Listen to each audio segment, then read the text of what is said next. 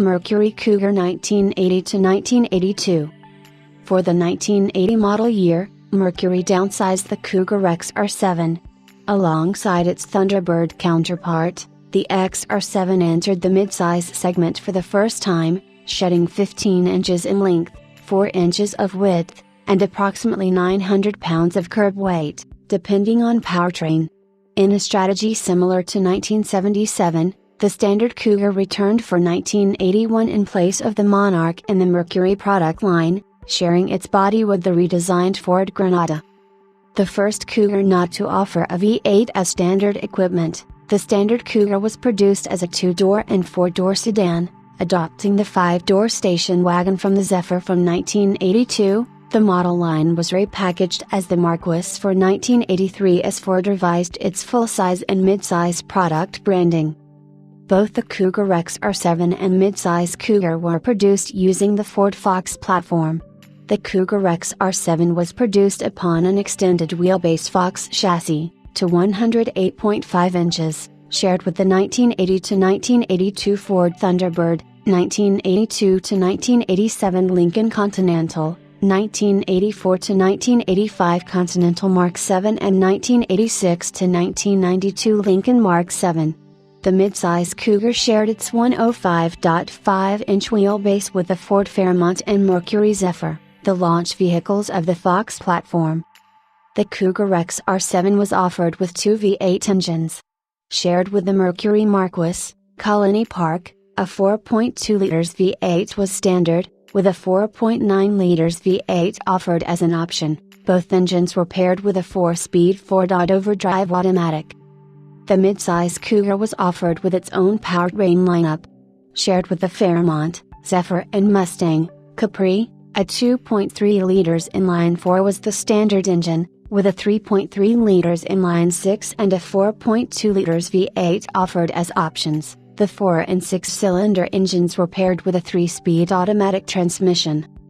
For 1982, an all-new 3.8 liters V6 replaced the inline-6. In various forms, the engine would be used by the Cougar and Thunderbird through their 1997 discontinuation. The 4.9 liters V8 option was withdrawn from the Fox platform, leaving the 4.2 liters engine as the sole V8 offering for both the Cougar and Cougar XR7. In its development, many design elements of the 1977 to 1979 Cougar XR7 were carried forward in the 5th generation redesign, including its Continental-style trunk lid, louvered upper windows, and sharp-edged fender lines. While the 4th generation Cougar XR7 had proven successful in the marketplace, the design elements fell out of proportion on a radically smaller car, leading to highly negative reception. In what would prove disastrous, the Cougar saw little to no differentiation from its Ford Thunderbird and Ford Granada counterparts, with the XR7 externally distinguished only by its grille, exposed headlamps, taillamps, and trunk lid. During the production of the 5th generation Cougar, the Cougar XR7 was produced solely as a 2-door coupe, with the midsize Cougar produced as a 2-door notchback coupe and 4-door sedan. For 1982 only, the midsize Cougar was offered as a station wagon replacing the Zephyr station wagon.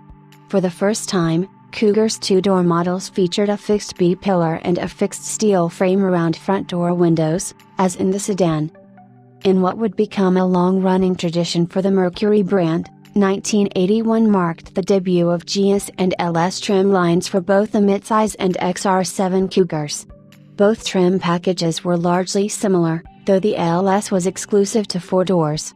The GS package focused on appearance, while the LS package offered luxury touches such as power windows, keyless entry external number pad, and other luxury trim touches. The Cougar station wagon was offered in either GS trim or wood-grained Villager trim, the Mercury equivalent of a Ford Squire station wagon. Ford of Venezuela marketed the Fox platform Cougar from 1983 to 1986 as the Ford Cougar Brougham 4-door sedan.